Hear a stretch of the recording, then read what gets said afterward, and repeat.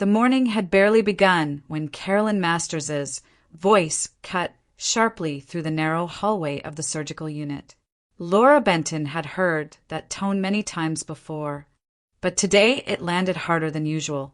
Carolyn stood with her arms crossed, eyes narrowed, as if Laura's very presence inconvenienced her. "So you need time off again," Carolyn snapped. "Of course you do. Always a crisis with you, isn't it?" Laura kept her gaze lowered. She had learned long ago that any attempt to defend herself only made things worse. She explained, quietly, carefully, that she needed to leave for a court appointment. The kind you couldn't reschedule or ignore.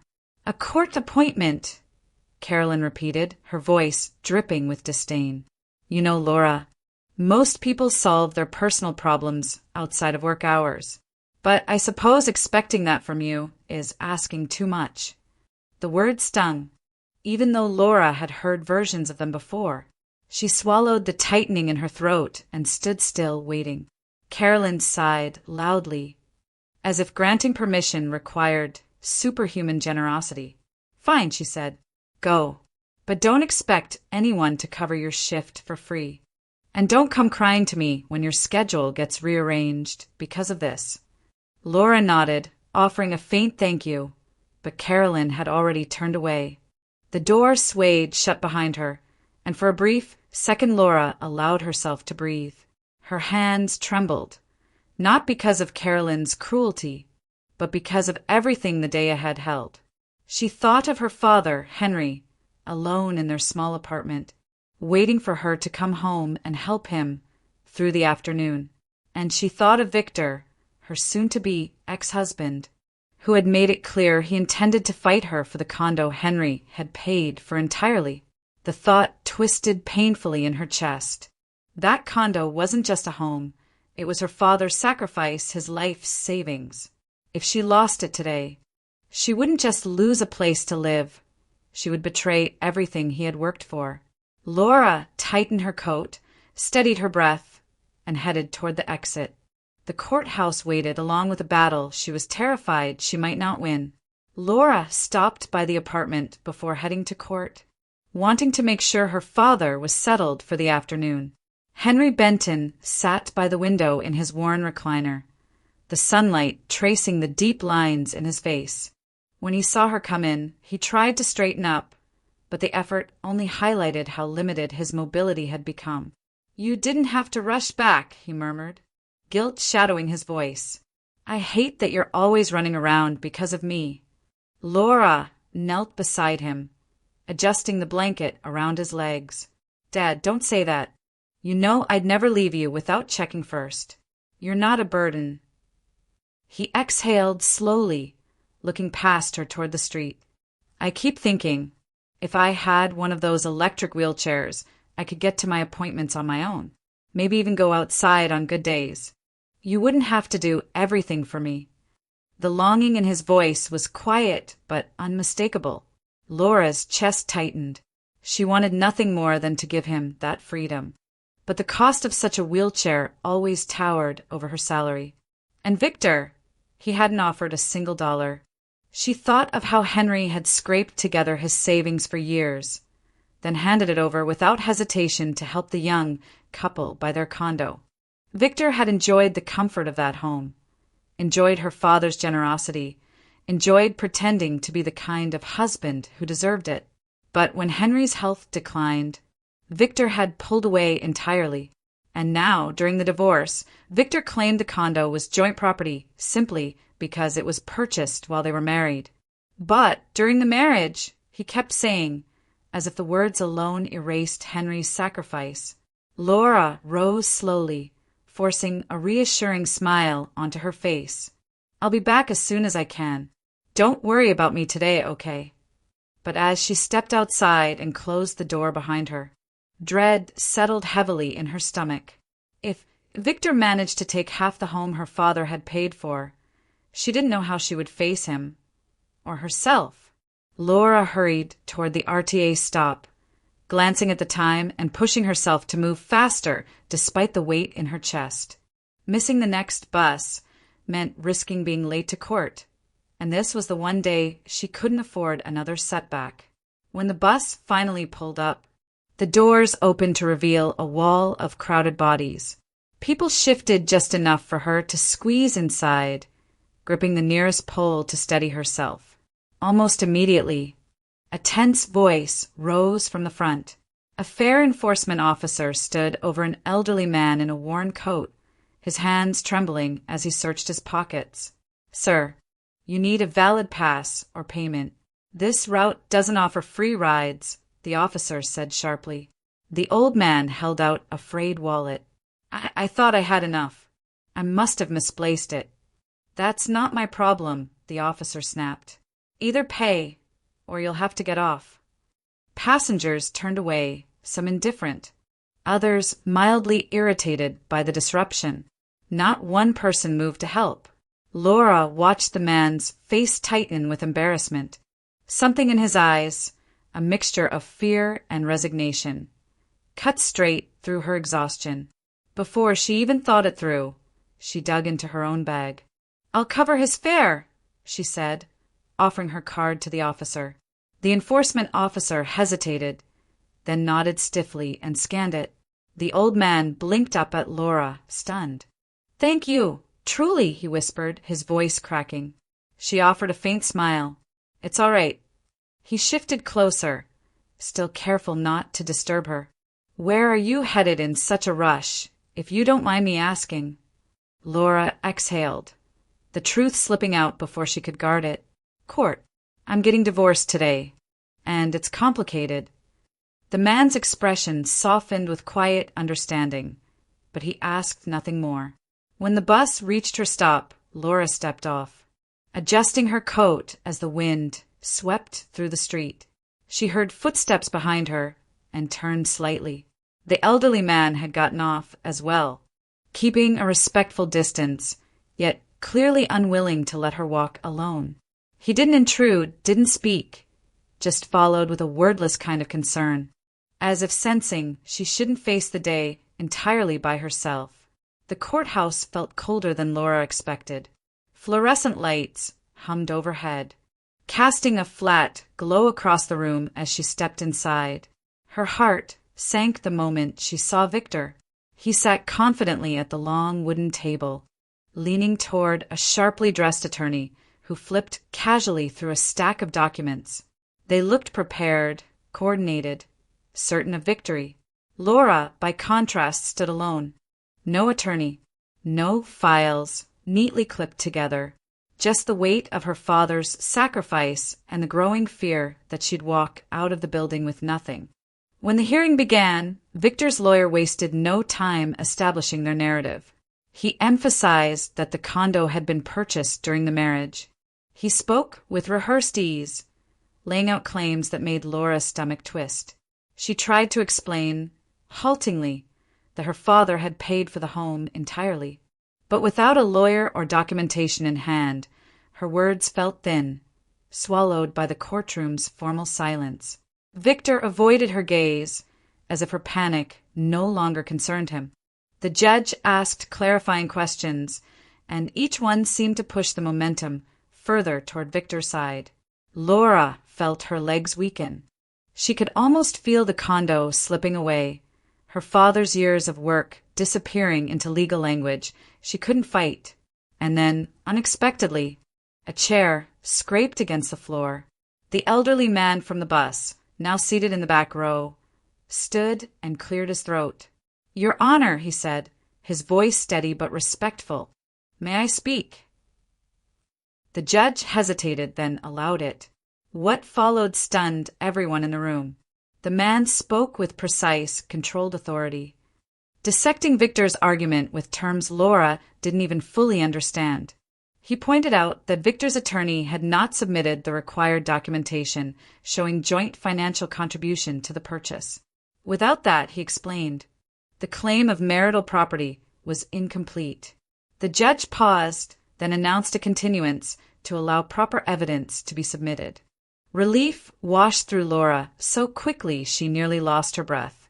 When they stepped into the hallway, the man finally introduced himself. Arthur Phillips. He explained that he had once been a respected Cleveland attorney, until the tragic loss of his wife and son destroyed the life he had built. Laura listened, stunned, realizing that the stranger she had helped on the bus had just saved her from losing everything. Outside the courthouse, Laura thanked Arthur again. Still shaken by how narrowly she had avoided disaster, he stood with his hands tucked into the sleeves of his worn coat, looking smaller now that the adrenaline had faded. She noticed the exhaustion in his shoulders, the way he hesitated, as if unsure where to go next.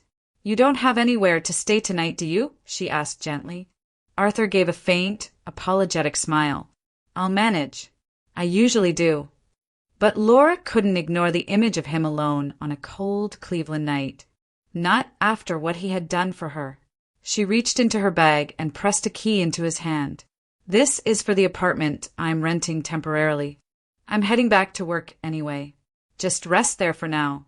It's safe and it's warm." He blinked, stunned.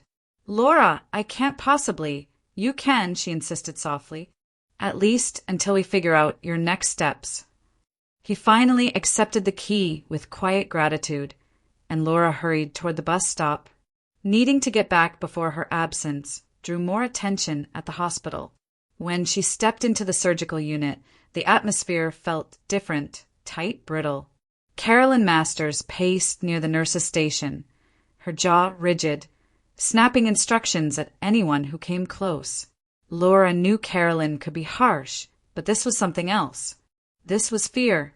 Moments later, a small team from the State Inspection Board arrived, clipboards in hand. The color drained from Carolyn's face. Laura didn't know the details, but rumors had circulated for months about missing narcotics and inconsistent medication logs. If those investigators found anything, Carolyn could lose far more than her temper. As the inspectors began reviewing records, Carolyn shot a sharp glance at Laura, calculating, almost cold. Laura felt a chill ripple through her. Carolyn wasn't afraid of the inspectors. She was afraid of being caught, and she needed someone to blame. By the time Laura returned to her duties, she sensed the decision had already been made. Carolyn had found her scapegoat, and it was her. While Laura tried to steady herself at work, another crisis unfolded across town. Marilyn Green, the owner of the apartment Laura was renting temporarily, stopped by unannounced to check on a minor maintenance issue. She unlocked the door, stepped inside, and froze. An elderly man she had never seen before was sitting quietly in the living room, his coat folded neatly beside him. Arthur looked up, startled by her sudden entrance, but Marilyn reacted first. "Who are you? How did you get in here?" Her voice rose sharply, thick with alarm. Arthur stood, hands lifted in a placating gesture. "Ma'am, please, Laura gave me a key. She said I could rest here for a bit." "Absolutely not," Marilyn snapped, already reaching for her phone. "This is my property. You do not belong here. I'm calling the police." Arthur tried to explain, but panic and indignation drowned out his words. Within moments, she had dialed 911. Laura's phone buzzed in her scrub pocket as she stocked supplies. She stepped into the hallway to answer, and Marilyn's furious voice exploded through the speaker. The accusations came fast, irresponsible, untrustworthy. Letting strangers into a leased unit. Laura tried to get a word in, but Marilyn hung up before she could.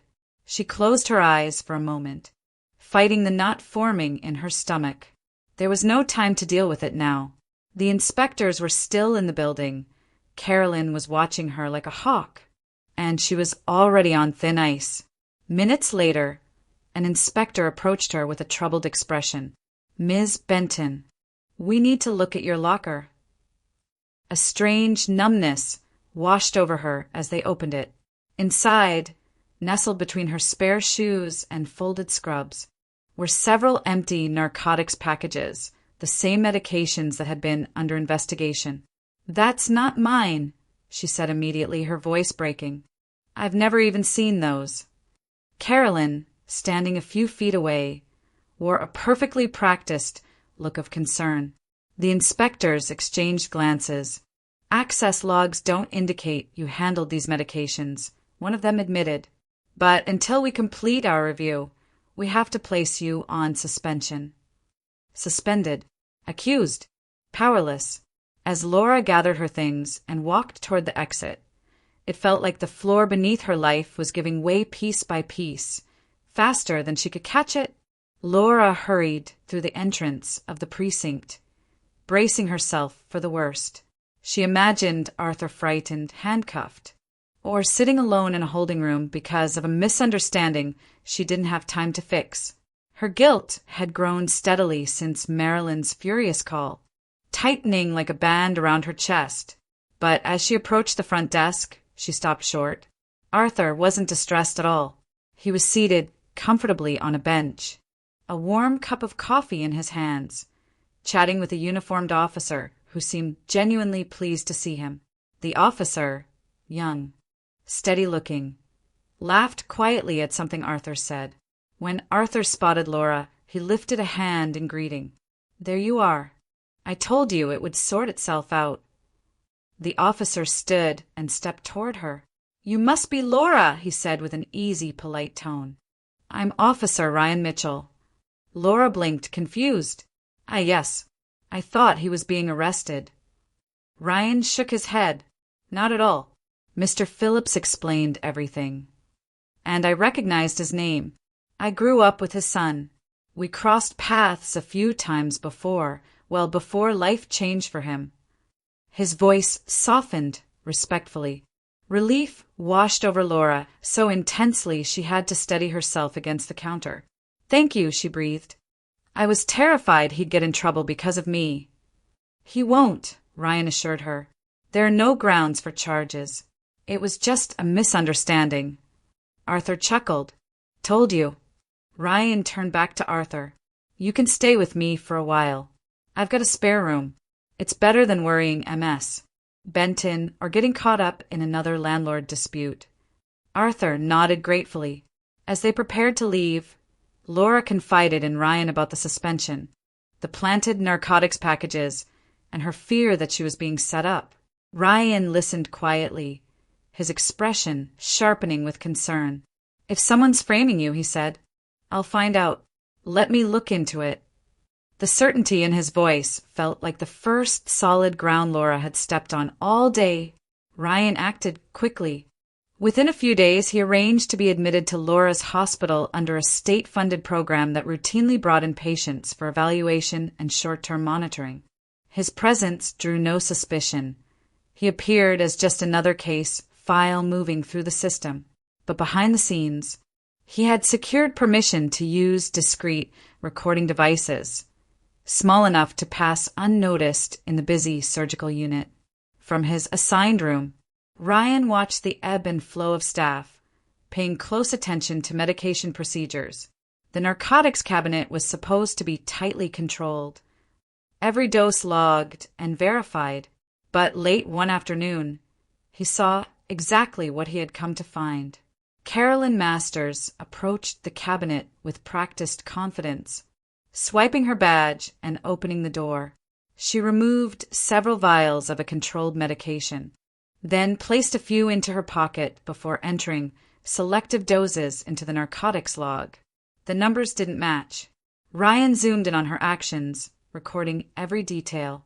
Over the next 2 days, she repeated the same pattern, taking more than she documented, discarding packaging, adjusting timestamps. When the hospital's compliance team reviewed the footage, their reactions were immediate and unmistakable. Carolyn was summoned to a closed-door meeting, where the evidence was laid out before her. She tried to deny it, then blame system glitches, then suggest staff errors, but none of it held. By the end of the meeting, she had been escorted off the premises, her badge deactivated, her position terminated pending formal charges. Laura received the news the next morning. A member of the inspection team met her outside the locker room, offering a relieved smile. "You're fully cleared," he said. "Your logs were clean. You're reinstated effective today." The weight that had crushed Laura's chest for days lifted, so suddenly she had to blink back tears. She thanked him, steadied herself, and returned to her duties, this time without the constant fear of being watched or accused. But even as relief settled over her, another worry rose to the front of her mind. The continuance hearing was approaching. Victor and his attorney would come prepared. Now that she had her name back, she needed to fight for her home. In the days leading up to the final hearing, Arthur Phillips underwent a formal review with the Ohio State Bar. His past misconduct had never involved dishonesty or harm to clients, only the grief that had consumed him after losing his family. With documentation of his recovery, letters of support, and a clear plan to resume practice, his license was reinstated. For the first time in years, he put on a polished suit and carried a briefcase that no longer felt like an artifact from another life. He was ready, not just as a lawyer, but as Laura's advocate. The courtroom felt different this time. Victor sat stiffly beside his attorney, confident but less relaxed than before. Laura took her seat beside Arthur. The sight of him there grounding her in a way she hadn't expected. When proceedings began, Victor's attorney repeated his earlier claims. The condo was marital property, purchased during the marriage, and therefore subject to equitable distribution. But Arthur rose with steady assurance, unfolding documents with the care of a man returning to a profession he loved. He presented bank statements showing Henry Benton's direct payments to the seller. He outlined the legal definition of a gifted asset under Ohio law. He clarified that Victor had provided no financial contribution and could not claim ownership simply by virtue of the marriage. Victor's attorney attempted to counter, but each argument faltered against Arthur's precise reasoning. Laura watched Victor's confidence drain, replaced by a simmering frustration he couldn't quite hide. When the judge delivered the decision, Laura held her breath. The condo remained solely hers. Furthermore, because Victor had knowingly pursued a claim without basis and prolonged litigation unnecessarily, Laura was awarded compensation for emotional distress and legal fees. Victor stood rigid, jaw clenched, his humiliation unmistakable. He offered no parting words, only a cold glare, before leaving the courtroom with his defeated attorney. Laura sat in stunned silence until Arthur placed a gentle hand on her shoulder. "It's yours," he said quietly. "All of it." When she stepped outside into the afternoon sunlight, Ryan was already there waiting. He approached with a smile, not triumphant, but warm, steady, proud of her. "You did it," he said. Laura shook her head. "We did." Their eyes met, and something unspoken passed between them. Something new, steady, and full of possibility. The months that followed brought a kind of steadiness Laura had almost forgotten existed. With the court battle behind her and the weight of suspicion lifted at work, she finally had space to think about the future, not just surviving it, but shaping it. Both Arthur and Ryan encouraged her to take the next step in her career, reminding her that she was capable of far more than the role she had been confined to out of necessity. At first, the idea of going back to school felt overwhelming. But slowly, with their support and her father's gentle insistence, she enrolled in a nursing program at a local community college. The coursework was demanding, the hours long, yet for the first time in years, Laura felt energized rather than drained.